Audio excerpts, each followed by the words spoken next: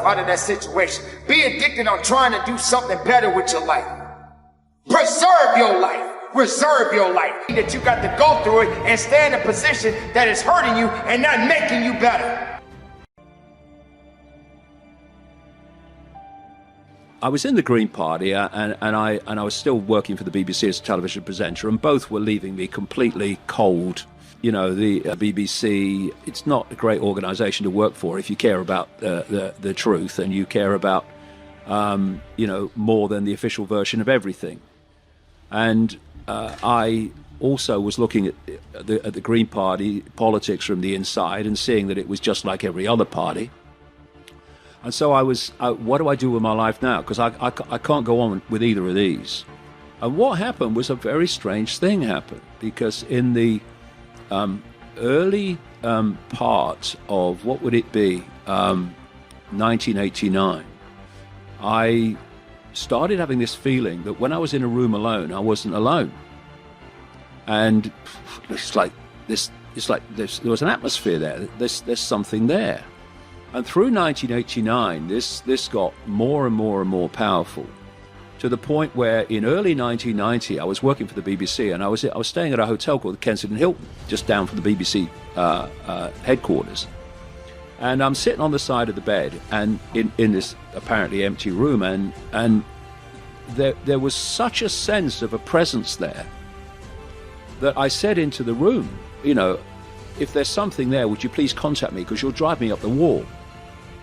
Few days later, I'm on the seafront with my son Gareth, little boy then, in Ryde, where I live on the Isle of Wight, and I go into this newsagent shop where Gaz was looking at one of the books, and I said to him, "Come on, Gaz, we'll go and get some lunch in the town." And as I said it, it was like the atmosphere changed, like the energetic field around me changed.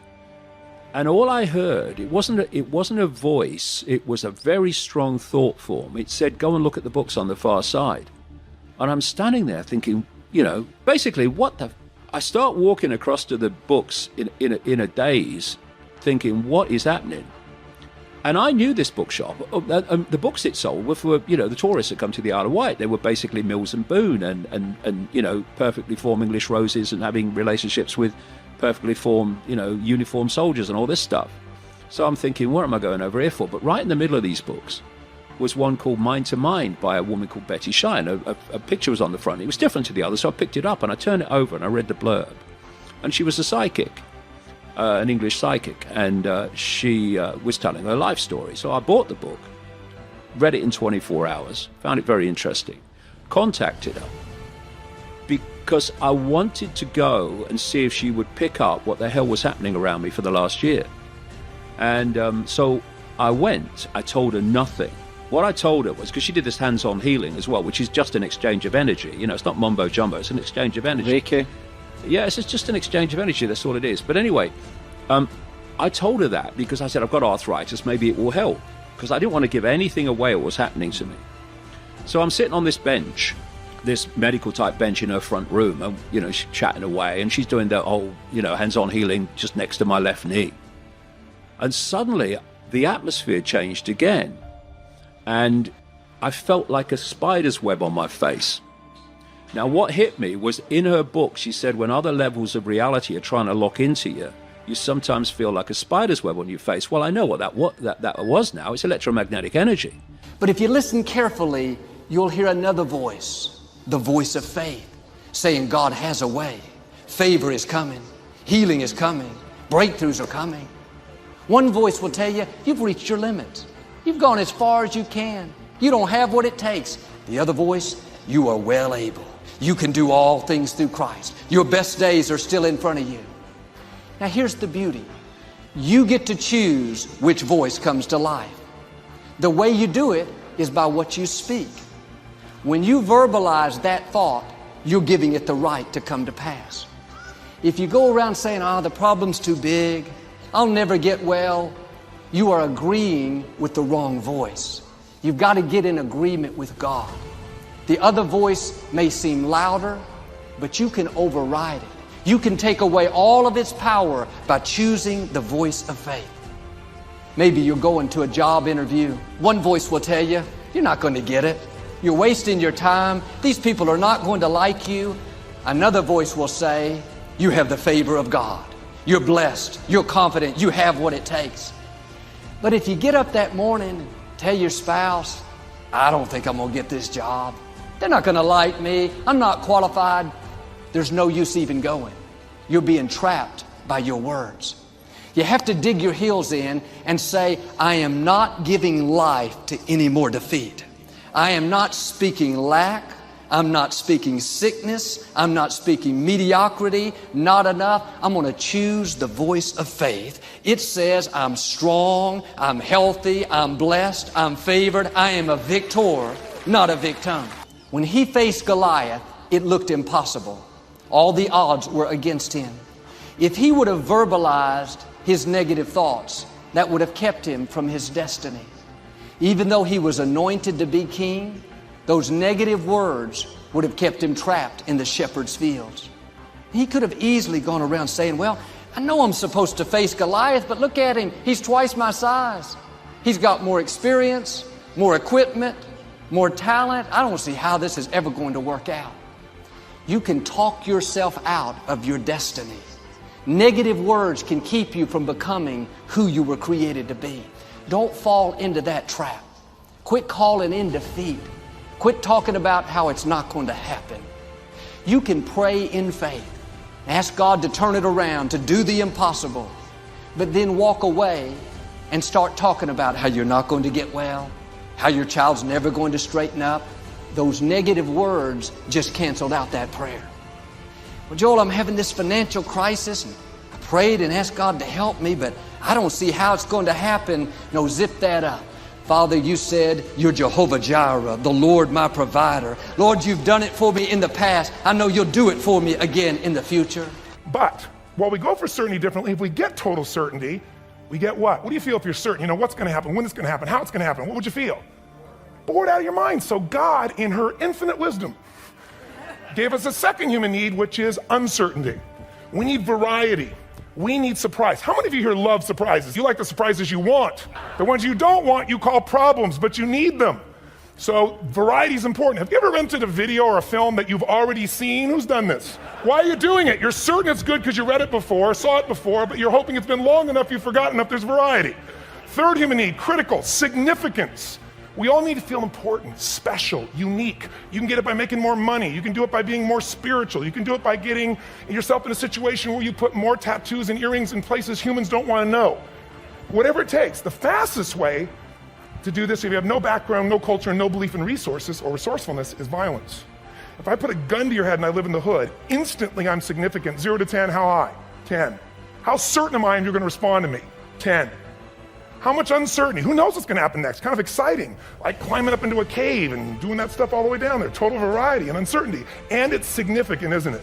So you're willing to risk your life for it. So that's why violence has always been around and will be around unless we have a consciousness change as a species. Now you can get significance a million ways, but to be significant, you got to be unique and different. Here's what we really need. Connection and love, fourth need. We all want it. Most people settle for connection because love's too scary. Don't want to get hurt. Who here has ever been hurt in an intimate relationship? And you're going to get hurt again. Aren't you glad you came to this positive visit? But here's what's true. We need it. We can do it through intimacy, through friendship, through prayer, through walking in nature. If nothing else works for you, get a dog. Don't get a cat, get a dog. Because if you leave for 2 minutes, it's like you've been gone for 6 months when you show back up again 5 minutes later, right? Now, these first four needs, every human finds a way to meet. Even if you lie to yourself, even if you have split personalities. But the last two needs, the first four needs are called the needs of the personality, is what I call it. The last two are the needs of the spirit. And this is where fulfillment comes. You won't get fulfillment from the first four. You'll figure a way, smoke, drink, do whatever, meet the first four. But the last two, number 5, you must grow. We all know the answer here. If you don't grow, you what? If a relationship's not growing, if a business is not growing, if you're not growing, it doesn't matter how much money you have, how many friends you have, how many people love you, you feel like hell. And the reason we grow, I believe, is so we have something to give of value.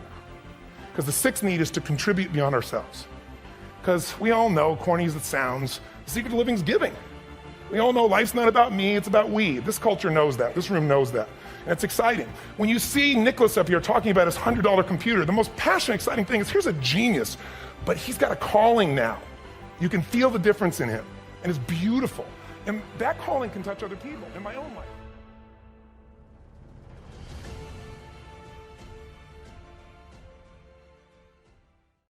Goals are major to a genuinely success-oriented person. Without them, you're just playing around. The difference between a goal-directed individual and someone without goals is like the difference between a Wimbledon champion and a kid batting a tennis ball around on a court with no net. No opponent to bring out the best in him, and no way of keeping score. Despite everything that's been written about the importance of goal setting, very few people actually put it into practice. It's always amazed me the way the average guy puts more thought and effort into planning his 2-week vacation than he devotes to planning his life. What's he taking a vacation from? He hasn't really decided what he's trying to do in life, but for 2 weeks out of the year, he just decides he wants to do something else. And this is what he plans very carefully. Challenge creates strong character, and goals represent challenge in its most positive form. Leaders have their personal goals clearly in focus, as well as the goals of the organization. In fact, one of the principal responsibilities of leadership is defining goals for the vast majority of people who aren't able to do it for themselves. Over the years, I've developed some ideas about effective goal setting, and I'd like to share those with you in a moment. When I was a kid, I used to dream what it would be like to buy a ticket on a railroad train and just go someplace.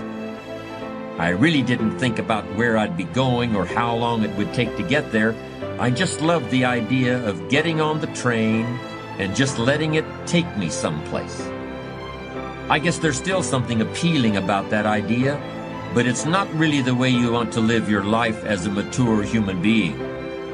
When you grow up, you buy a ticket on a train or a plane because you want to go someplace, and you know exactly where you're going. You may have to change planes in a different city, your flight may be canceled, and you may have to switch to another flight. You may not feel like talking to the person seated next to you, but you will persist. You know where you're headed, and you're quite determined to get there. That's goal-directed behavior in its simplest form. There are short-term goals and long-term goals. Sometimes you're flying across the country, other times you're just walking down to the corner grocery store. Long-term goals are the equivalent of a major journey. When you reach the point where you've achieved your long-term goals, your life will be fundamentally changed, and the process of getting to that point will transform you into a stronger, wiser, higher-performing person than you are now. How can you identify your long-term goals? On a sheet of paper or in a notebook, write these 5 headings. Number 1, what do I want to do? Number 2, what do I want to be? Number 3, what do I want to see? Number 4, what do I want to have? And number 5, where do I want to go? Now, under each of these categories, write down several possible long-term goals. Be very relaxed about this. Just allow your mind to flow and come up with 3 to 6 ideas for each category. Don't worry about a lot of details at this point, and don't spend too much time describing a particular goal. In category number 1, for example, what do I want to do? Suppose you want to write a book about the history of your family, going back to the arrival of your great-grandparents in the United States. Just quickly jot down family history. Then as you look down the list of categories, it occurs to you that you've always wanted to see the pyramids in Egypt. So you write pyramids. Keep writing down ideas as long as the list of categories continues to inspire you. You'll probably be surprised at some of the things that turn up. You may have kept a great many desires and aspirations hidden in the back of your mind, but the opportunity to write them down will move them to the forefront of your consciousness. That's one of the benefits of this technique. When you're satisfied with your list of long-term goals, read through the list once again. Then, beside each item, write the number of years that you believe it will take you to achieve that particular goal. It's best to round off the numbers into 1 year, 3 year, 5 year, 10 year categories. For example, you may estimate that it will take you 10 years to research and write the book on your family history. But you'll need only 5 years to get yourself into a position where you can take a trip to the pyramids. Create a time frame like this for every one of your long-term goals. Immediate goals, those that will take less than a year to achieve, are important too, of course, and we'll deal with those separately in a moment. When you're finished entering your time frames, there should be a fairly balanced distribution of all your goals. If there are many 1 and 3 year objectives, but only a few in the 10-year category, maybe you need to think more about what you really want your life to add up to. What kind of life you really want to build over the long run. But if there's a preponderance of 10-year goals, and relatively few of the shorter-term variety, this may be an indication that you're putting things off, that you're focused too much on where you'll be at the end of the day and not enough on what you can accomplish right now. Keep working on your list, adding and subtracting goals with various time frames until you've created a more or less even distribution. Now comes the really challenging and interesting part. So far, you've just been adding things to the list, but now it's time to start making some selections. Now you're going to start asking yourself, what's really important compared to what might just be sort of fun? Choose 4 goals from each of the 4 time frames, 1 year, 3 year, 5 year, and 10 year. Now you have 16 separate goals. So far, you've only referred to them in shorthand fashion. But now you're going to start seeing them very, very clearly in your mind's eye. You're going to see each goal just as if it were being realized this very minute. And you're going to write down a detailed description of exactly what you see. Do you intend to open a handmade furniture store in 3 years? What will the store look like from the street out front? Will there be gold leaf lettering on the windows? Or will there be a sign hanging over the door instead? How many square feet will the store contain? Will there be a showroom area for the furniture in front and a workspace in back? Or will the furniture be built at a different location?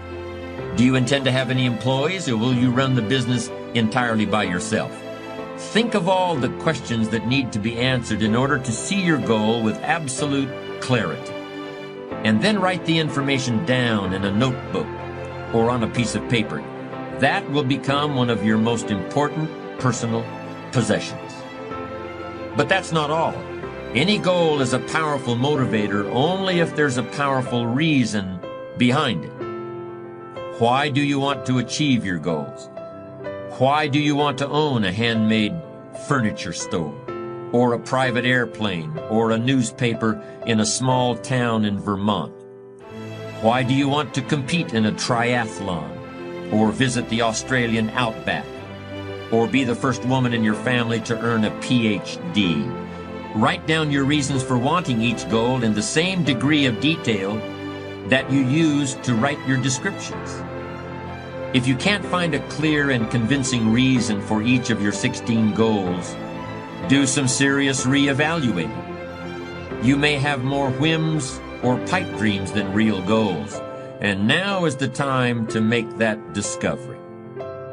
Keep working on your list until you have 16 clearly envisioned, strongly motivating, long-term goals. Review what you've written at times, and keep track of your progress toward these objectives. Above all, persevere. Goal setting is a very important first step, but goal achievement is a continuous, lifelong process. That's what makes it so challenging. That's also why it's so extremely rewarding to finally attain your long-term goals. With regard to immediate goals, those that require anywhere from a day to a year to achieve, I recommend creating lots of objectives that can be accomplished in a month or less. Write them down. Read what you've written at frequent intervals. Keep track of your progress. And do something often that brings you closer to realizing these very short-term objectives. That way, you'll always have something to celebrate. These goals are not only important in their own right, they're also confidence builders and motivators toward a lifestyle based on perseverance and achievement. And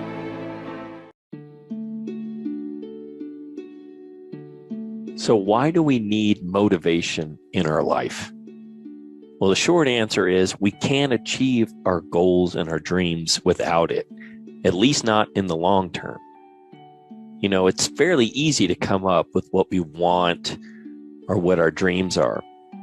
It's a whole different matter taking the action necessary to actually make those goals and dreams happen. And that's where motivation comes in. Particularly if it's some big goal or some big dream we want to achieve. That's going to take consistent action, and it may take a little while to get that done. Well, in order to be consistent with that and get it done, we need to be motivated. And if we're not motivated, I would say the first thing to look at is, are we really going for what we really want? Are those goals and dreams that we're heading toward or thinking that we want what we truly want? Because usually, if you really want something, it automatically fires up a bunch of motivation within us so we can get that thing. But sometimes that's a struggle, even though we want something, because it takes a while to get there. So that's where hiring a coach or a mentor could be really helpful, because they can help keep us motivated and keep us accountable so that we actually meet that goal. You know, 80% of it is motivation. 20% is knowing what you want and the steps to get there. But unless you have that 80%, that motivation in place, the chances are that those goals and dreams that you wrote down on your piece of paper are never going to happen. So if you can't motivate yourself, hire someone to motivate you. Hi, welcome back to Mind Control. Success is like a quiet daily set of tasks. Real small. It's like that quiet walk to the gym. Some empty-ass gym late at night. Over and over and over. Or as I sit there studying other great people and then comparing it with what I'm doing and looking at it. Over and over and over. Doing 20 minutes of quiet meditation a day. Over and over and over. Making the choice to eat foods that enhance my brain neurotransmitters. Over and over and over. It's a very quiet process where you're just drawing your state from within yourself, doing these like simple little tasks, but finding love in those simple little tasks. It's not this big rah-rah speech where you do this one thing and something big happens. When we look at the leading sales professionals of the world, when we look at the best business people, we say she's gifted, she's smarter than me, she just somehow knows more than me, she's got a better education, she had an easier background, she got lucky. You've heard the cliche because it's true. The harder I work, the luckier I get.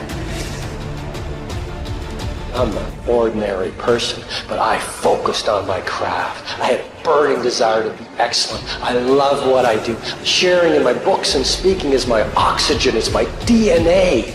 4 in the morning I get up and I'm working in my craft because I love it.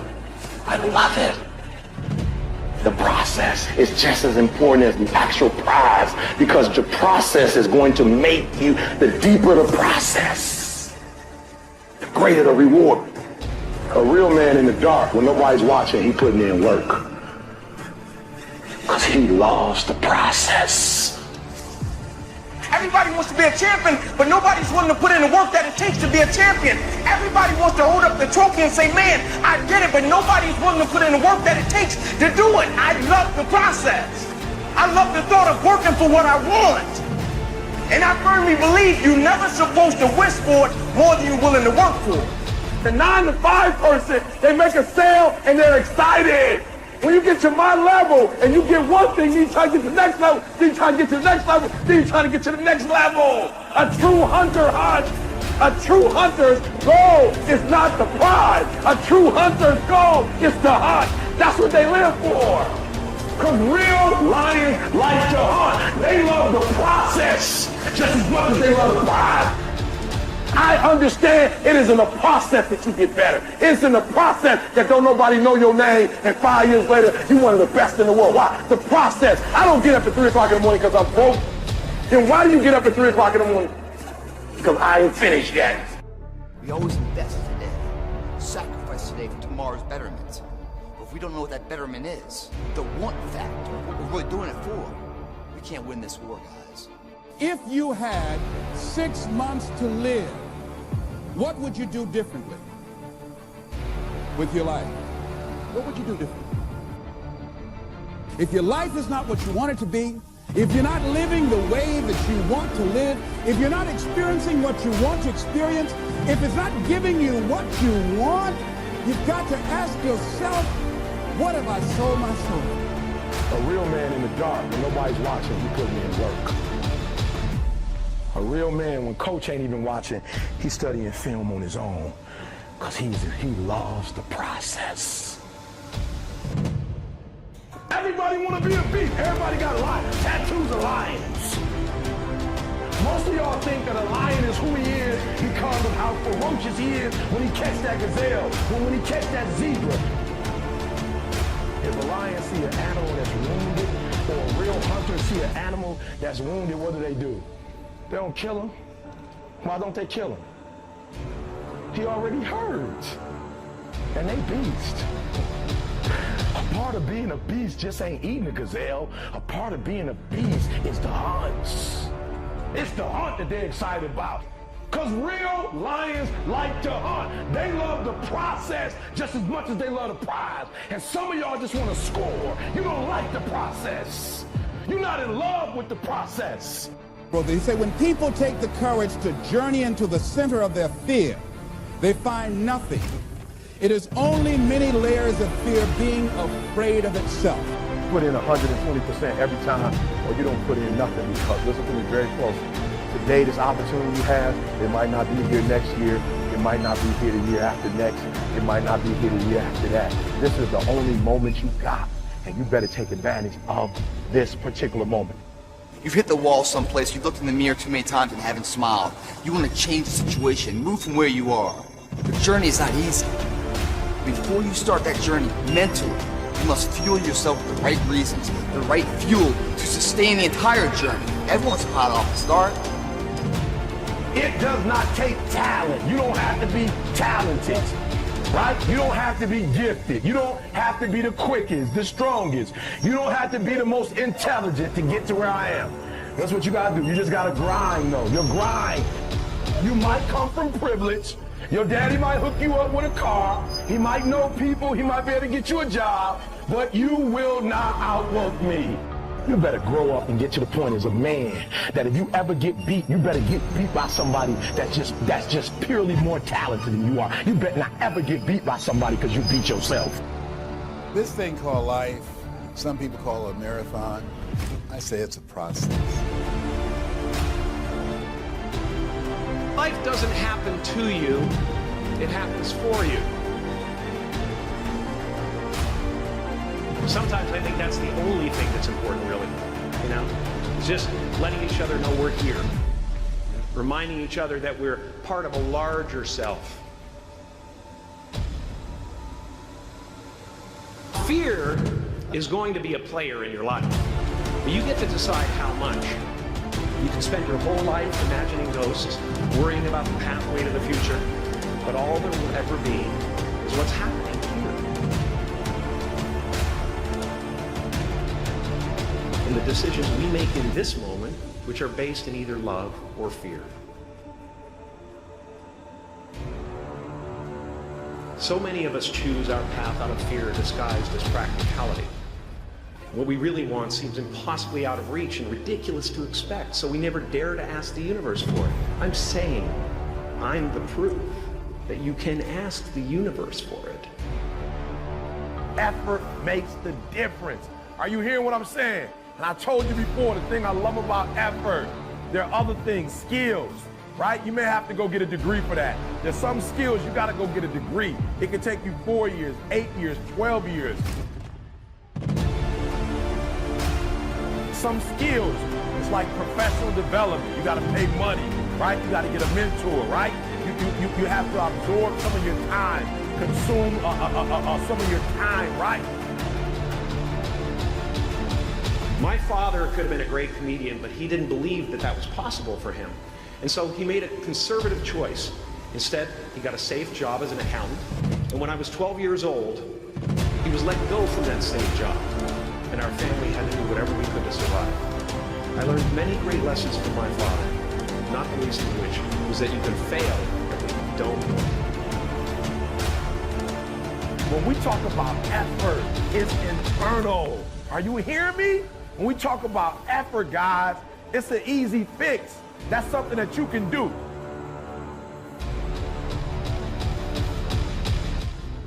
One of the best ways to go through life is to have a spirit of optimism and to be open to the possibilities.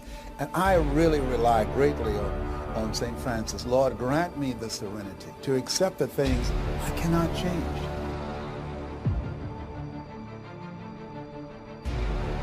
The courage to change the things that I can, which is me, and the wisdom to know the difference. And when you approach life in that spirit of humility, it gives you power, creativity, and gratitude to make the change. How will you serve the world? What do they need that your talent can provide? That's all you have to figure out. As someone who's done what you're about to go and do, I can tell you from experience, the effect you have on others is the most valuable currency there is. Dream up a good life. So if you do 21-day commitment and you stop at 10, we're starting all over again. Starting all over again, guys. We're starting all over again. You'll come up with your own style. That's part of the fun. Why not take a chance on faith? We're gonna start all over again. You made a commitment in terms of your diet. You made a commitment in terms of exercising. You made a commitment in terms of going back to school. You made a commitment about your marriage. You made a commitment as a father or as a mother. You made a commitment as a student or a child. Not hope, but faith. I don't believe in hope. Hope is a beggar. Hope walks through the fire and faith leaps over it. You made a commitment that 21 days straight, I'm gonna do X, Y, and Z, and you only made it to 19. You are going to start all over again. You are ready and able to do beautiful things in this world. And after you walk through those doors today, you will only ever have two choices: love or fear. You're gonna start all over again at 21. Now, it might take you 4 tries.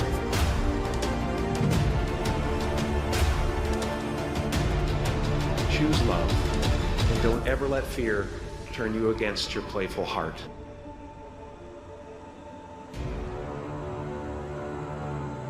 After you get to 21, we're going to 30 days after that. Then after the 30, we're going to 60. Then after the 60, we're going to 90. And if you can get it, if you can do a thing for 3 straight months, if you can learn to discipline yourself, follow through on the process, don't rush the process. As far as I can tell, it's just about letting the universe know what you want and working toward it while letting go of how it comes to pass. It's not to figure out how it's going to happen for you, but to open the door in your head and And when the door opens in real life, just walk through it. Always doors opening. They keep opening. Yeah, feel me. Some of y'all trying to rush to 21 days. It takes 21 years to be 21 years old. Don't rush the process. Trust the process. So if you can do it for 30, 60, 90 straight days, then yeah, we can go to 365. Love yourself enough to be honest with yourself. Like for real, don't lie to yourself. In those 21 days, you're going to discover you. You're going to discover some strengths. You're going to discover some undeveloped strengths. I don't like to use negative terms. Some things that you need to work on. Look, love yourself enough to be honest with yourself. Love yourself enough to get past all that stuff so you can finally get to your success. Love yourself enough to get over whatever you need to get over so you can live your dream. Love yourself enough to get beyond that addiction, to get beyond that thing that you struggle with, to get beyond that pain, to get beyond that fear, to get beyond all that stuff. Love yourself enough to be honest with yourself. Thank you so much for watching till the end. Don't forget to share your thoughts in the comments section. Please also like, subscribe, and share this video with your friends and families. Please watch our other motivational videos. Thank you again.